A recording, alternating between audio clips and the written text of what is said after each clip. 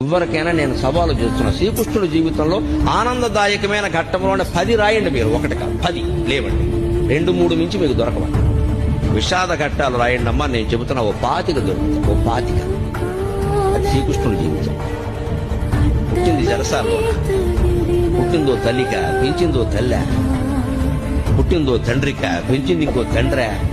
అందులో పెంచిన తండ్రికేమో వీడు తన బిడ్డ కాదని తెలుసా, ఆ తల్లికేమో తెలియదా? ఏమి జీవితాన్ని అవునడానికి లేదు, కాదనడానికి లేదు. నిజం ఒకటికి తెలుసు, నిజం ఇంకోళ్ళకి తెలియదు. కానీ పెరిగాడు మహానుభావుడు. పుట్టగానే చంపేస్తాననే మేనమామ. మనం ఎంత అదృష్టవంతులు ఉండే అటువంటి మేనమామలు మనకు లేదు. పుట్టని చంపేస్తాననే మేనమామ కత్తెట్టు కూర్చున్నాడు ఆ జైలు దగ్గర. అదే ఆ శ్రీకృష్ణుడి జీవితం. అవతార పురుషుడు అంటున్నారు కదా. మరి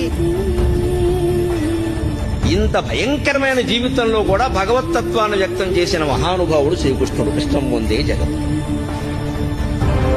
పరిత్రాణాయ సాధూనాం వినాశాయ చ దుష్కృతాం ధర్మ సంస్థాపనార్థాయ సంభవామి యుగే యుగే.